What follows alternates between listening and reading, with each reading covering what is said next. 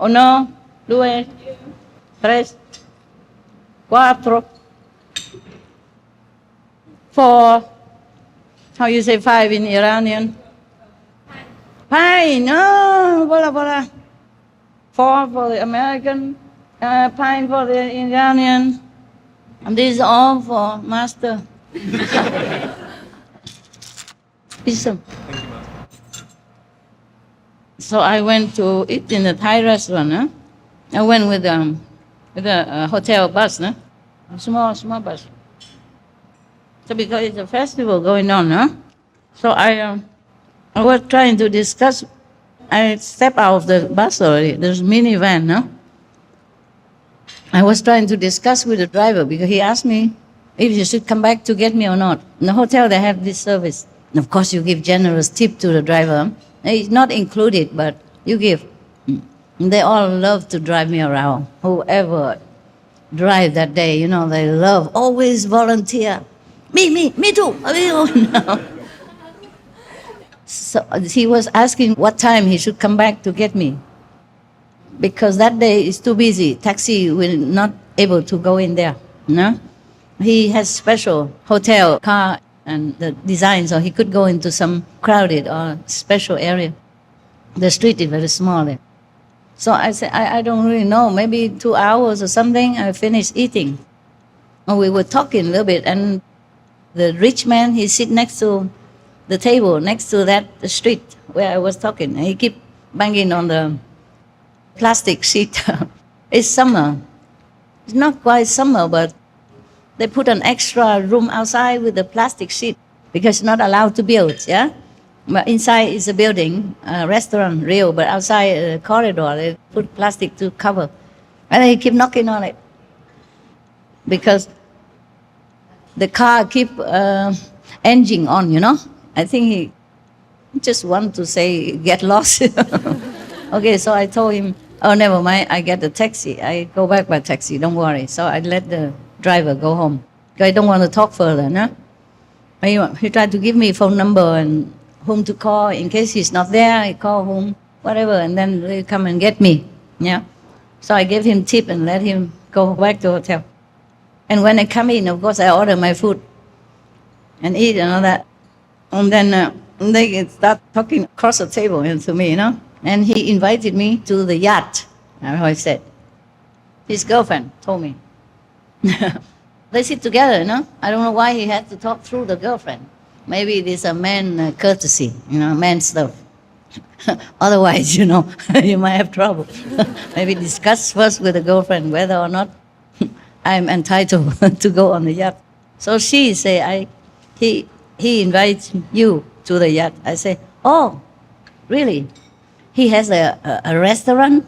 Oh, is there a restaurant on the yacht somewhere? She said, no, his own yacht, a private. He wants to invite you to his yacht. I said, oh, nice, okay. So we make a time, and I went there and all that. The yacht harbor is very small. Monaco, priceless already. He could even park his yacht there permanently. On top of that, he has a car parked right in front of his yacht. The street on the harbor between the yacht is precious already. He can do that. So you know how much dinero, okay, he has. Never mind. It's not a main point. I'm just trying to tell you that it's funny. That in Monaco, everybody, whoever powerful and rich, are in Monaco. Even his girlfriend told me that immediately at the start already, because he invited me to his yacht, not her yacht. Of course, it's just maybe girlfriend, secretary. At that time, I didn't know, I didn't care. They're together, a big table with many other friends, so I thought it's safe, I don't doubt anybody, especially in Monaco, So I said, oh, nice, okay. Where and all that, Oh, he told me where. And then we get talking and I say, are you tourist? I'm stupid. Always stupid. At that time, I even don't know. People who has a yacht, how can be a tourist? So she told me, no, we live here. We are rich and powerful. I said, I reckon so. Pardon me for questioning. So he invite you to his yacht. I said, okay. And then we keep talking, we share the food and all that. So I know them from then, yeah? And he has also a big apartment in one of the apartment complex in Monaco on the beach, Yeah, most of them are on the beach. The rich people, they live only near the beach, next to the beach. My hotel was also on the beach, except it's not mine. My room, my rented room. Yeah. But of course, I dress nicely, In Monaco, you cannot dress badly. The police will stop you. I think, what business you're doing in our paradise? Maybe thief or something. In Monaco, very strict. If you go with motorcycle, they stop you 10,000 times. From one step to another, always stopping you. Even doctors, They also went by motorcycle. I know that because one of my doctors, that time I was very sick. At one time, not that time, maybe not that time, I was very sick. That's why I went to that beach hotel, because last time when I was sick, I coughed for 2 months long and went there. I just keep drinking juice every day. And then I got cured very quickly. Yeah, immediately after 1 week or 10 days. 2 months long coughing. I was exhausted. So I went there. I thought the air, would be good for me. Another time, not that time. I can't remember which time anymore. I come and go. Sometime I came from France. I don't necessarily stay in Monaco to go to that Monaco Thai restaurant, okay? I can't remember if I came from SMC or Italy somewhere. I go around all the time for different reasons. So they say they're not tourists, and he parked. So the day I went to his yacht, of course she's there too, and I think maybe a couple of friends, or no, I forgot. But the yachts, they pack with each other. It's safe anyway. You among the yacht, and the people all the time. It's a harbor, that busy. So I saw the car, the Excalibur car. They don't make them anymore. I bought one when I was in America, just to drive around. I like the design so much, and it's so cheap. It's second-hand, but it's only 1,000 miles or something.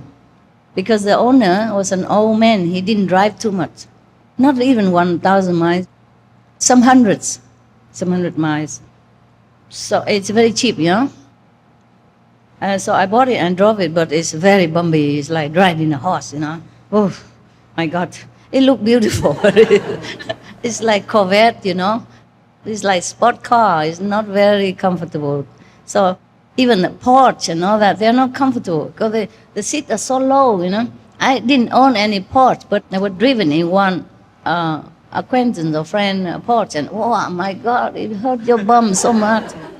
Especially if they go on highways, high speed. They love this car because it's like sport car, and they can drive fast because the seat is very low and the car also low, so they can go fast. But the seat is so hard, not even like a poster or anything. Why do you like this kind of car? And also there's another car they induced me to buy. I dress so nice or something, or I look rich, I don't know. I didn't wear any jewelry or anything. I just dress like anybody. Yeah. For example, this is just a normal dress. There's nothing poshy about it. Just a summer dress, a long dress, yeah? But you say I look good, fine, I understand, I believe you, but it's nothing special. I bought it in Hong Kong, open market, flea markets, yeah. And this is just a scarf that SM clothes, they just cut it and then sew on the four sides and then it becomes a scarf, okay? Nothing really special. So I dress, normal. And they think I'm rich. They keep telling me to buy this big car, those are more expensive car. Like what? I forgot the name. I don't use it often, that's why. Tell me. You the men should know. Rolls Royce is one. Bentley is another. Italian. Maserati. Yeah. And what else? Lamborghini. Lamborghini, yeah, oh man. I said, I don't want this car. I don't drive very well. I just want some simple one. But I like the design because I don't see that anywhere before. I have never seen it. So I thought, oh, it's nice. You know, I'm a designer. This tick me. So I take it. Then I wanted it, and then they keep inviting me to buy other car. Forcing me to say, just sit, you know. Sit on it, have a feel of it, and then tell me. Typical salesman. I said, don't want to sit. I just want to buy this car and go home to my dogs. Oh, just sit, man. 1 minute, 1 half a minute. It costs you nothing.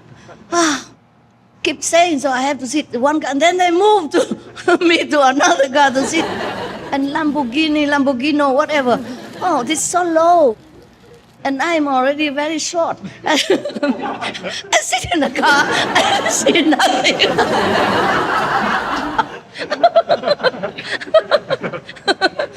You don't believe me? You sit in a Lamborghini.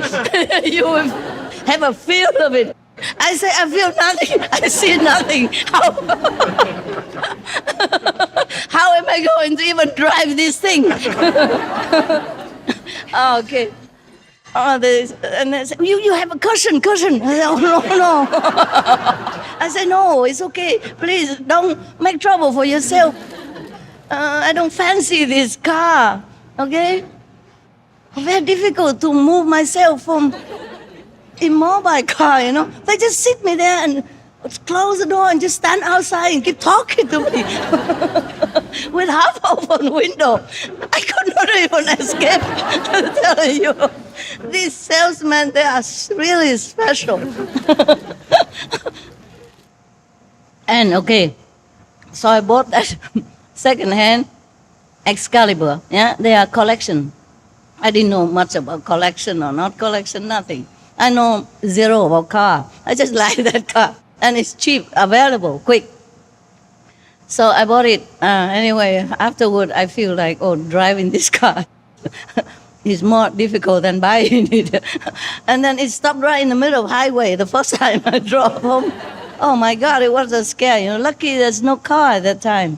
So I'm trying so hard, you know, to inch my way into the grass area and blink the one in light crazily. I'm worried the truck or any drive, you know, any long truck, you know, America, they have long, big truck and they drive, you don't care about anything.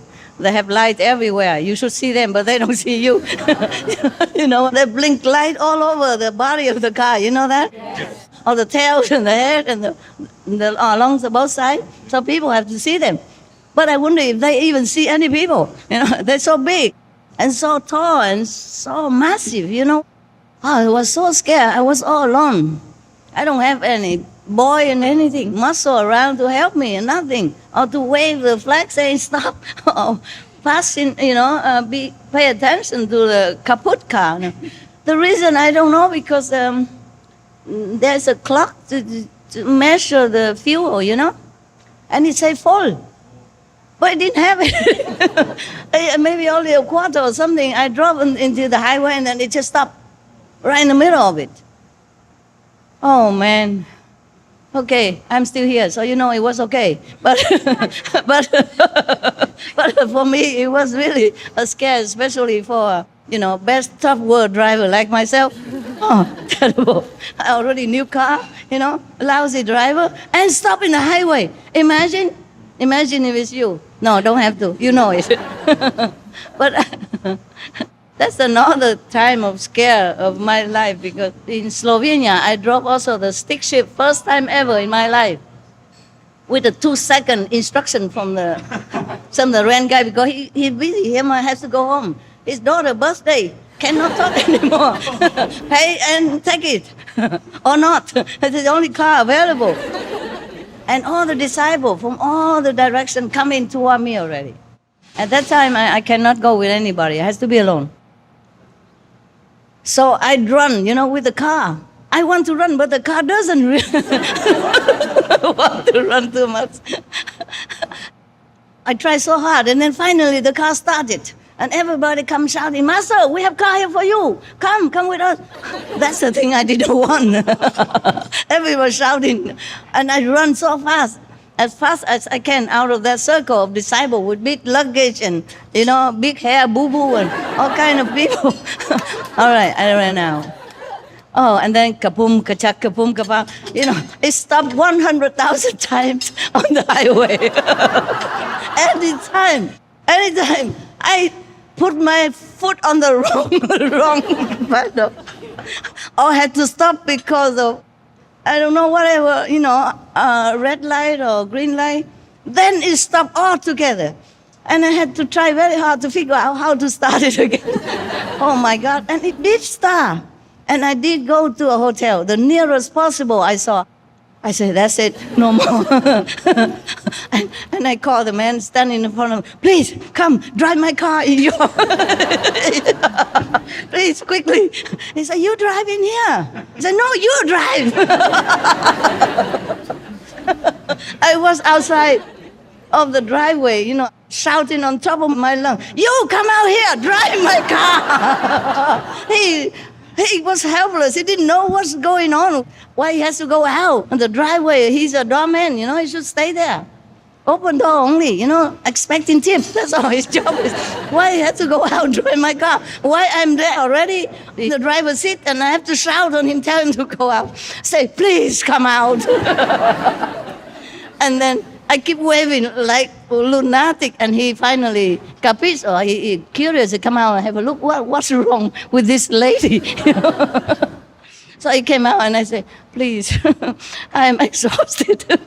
I'm worried I might bump into your plants or your beautiful flowers around here. Please drive it. I'm very tired. So he said, oh, okay, ma'am, you go in. I take you in and I drive your car in for you. So he saw my face, so desperado, no need to explain anymore. And he helped me, almost like carrying me like a baby. Hold my hand, my arm, both arms, and then almost like carrying me because I'm like a dragging myself. Oh, after all the nerves, wrecking on the highway and stopping 100,000 times, what do you think I would look like? And then finally, I went in the reception area, I just flopped out there. And then he understood. And he went out, take off my luggage inside, helped me to fill in the form, everything. He probably thinking I'm dying somehow. Are you crying? Why? Huh? I'm just too happy. Are you so happy? No, I almost died. In Slovenia, are you happy? I was dying on the highway almost. In America, highway, are you happy? Oh, thank you. What good disciple are for? Okay. Never mind. I'm just joking. You cry as much as you want. I cry enough already. I don't cry no more now. Okay, fine. You know what I'm saying? I risked my life so many times.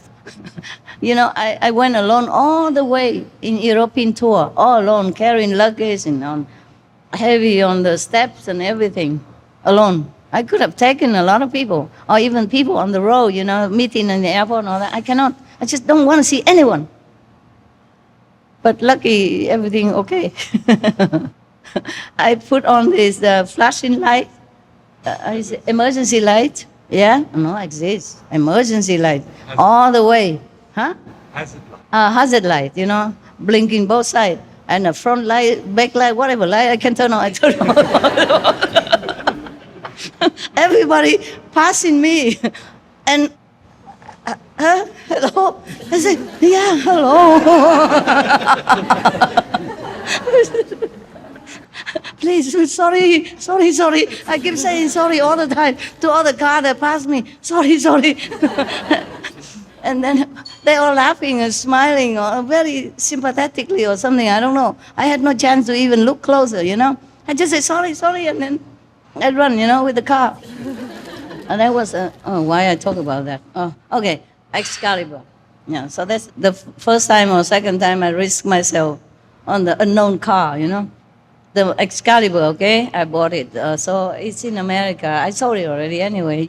But it's so beautiful. It's the most beautiful Excalibur. Because there are many Excalibur, but it's not that one.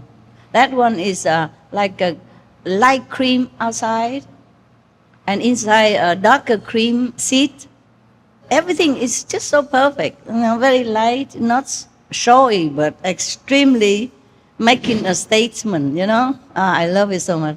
And there are other Excalibur, but sometimes they mix match, like in front is black, behind is brown, or in the middle is blue, or white, whatever, it doesn't look smooth with your eyes. I just like that one. I saw many afterward, not that many, but because they have only maybe 200 cars of that type.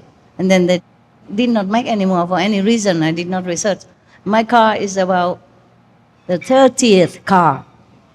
My collection. Minion rare item, like antique stuff, for collectors, not like a common car for sale. So I saw some of them before. They are also Excalibur, same style, but because the color don't match well. It's not artistic looking, and not so sleek, and not so elegant, I love that car so much.